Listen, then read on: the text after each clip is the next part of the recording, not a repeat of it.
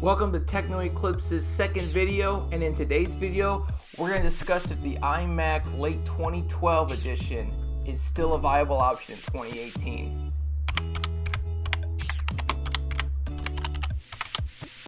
This iMac is the fully spec'd model from late 2012. It's a 21.5 inch with an Intel Core i7-3770S. The S stands for low power. It only uses 65 watts at peak usage. It's got 16 gigabytes of DDR3 RAM running at 1600 megahertz. And it also comes with an NVIDIA GeForce GT 650M. And the M basically just stands for mobile. It's also, again, a low power. It's got like less CUDA cores. It's just a worse version of the desktop grade 650 because it can't cool quite as fast. The good about this Mac is that it can actually be a budget editing machine. It comes with an Intel i7 with 4 cores and 8 threads, which is awesome for video editing if the program can take advantage of it. But when you compare that to this generation Intel Core i3 8100, it actually scores lower on Geekbench, which is interesting due to the newer architecture of the 8100. You can see here that the iMac with the i7 scores an 11,310 multi-core score, while the 8100 scores a 14,446 multi-core score, and beating it in the single-core score by almost 1/4 as well. The graphics card in this thing is pretty lousy, unfortunately. It's using 5 to 6 year old hardware, and when running Unigine Heaven, it only gets a 38.9 frames per second on the lowest possible settings at 1080p full screen, and that's just awful. But I guess it's good enough to run some games at 720 or possibly 1080, but it's a Mac, and Macs just aren't really meant for gaming. So if you buy this for its gaming potential, you'd be foolish, but it gets a respectable enough for a Mac score on Unigine Heaven, but that's about all I can say about it. I did find a problem with the graphics card though when running Unigine Heaven on medium settings at 1080p. Once it hit 80 degrees Celsius, it immediately thermal throttled, and the frames per second went from about 17 to 3 to 5 for about 2 to 3 minutes for the end of the thing. And it happened about a minute into it. It heated up very, very fast, and it caused the system to immediately start throttling itself to cool it down. To give this computer right here in front of me a little bit of a break though, it is running 5 or 6 year old hardware. In my personal rig, which is running a GeForce GT 730, which is a $30 graphics card, still gets killed by this thing. But if I were to add about $100 into my rig and sell that one, I could get a 1080 Ti that would blow both of these out of the water. Now onto the negatives with this computer, and there are actually quite a few.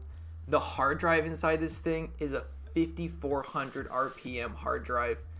I think that's the same hard drive that came in the original Mac Mini from 2003 or 2004.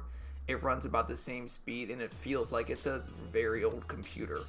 When I compare it to my personal laptop right here, it gets killed in the read-write tests.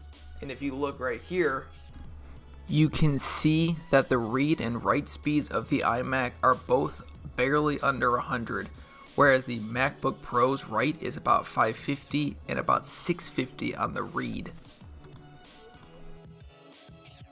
Last night, I had to reinstall macOS High Sierra on this thing, and it literally took 4 to 5 hours to re-download it, and that's the problem. I can't ever upgrade that. And the only way I could ever upgrade that is by cutting open right here, risking breaking this thing right here, this little glass panel that holds the LCD display, which is about a $300 or $400 fix if you crack it or break it, because they are like glued together, the display and the glass. So if you wanted to upgrade this, you could cut along here, and then in the front disconnect a bunch of cables and then pop an SSD in. But at that point, you're risking so much to try to get a little bit faster boot and stuff that you might as well just sell the computer and build your own. The display on this thing is also pretty lousy too. It's only a 1080p display. It's a 1080 by 1920. And when compared to the monitors behind me, these are 2K 1440p Lenovo monitors. I'll actually leave a link in the description. They were only like $140 to get these, and these look so much better than this monitor does. If you put your finger up to the glass, it looks like there's about ½ an inch between your fingertip and the actual display. But when you are touching these, it just looks like you're touching the display. And I know that these aren't the most expensive monitors in the world, but they look a lot better than this thing does.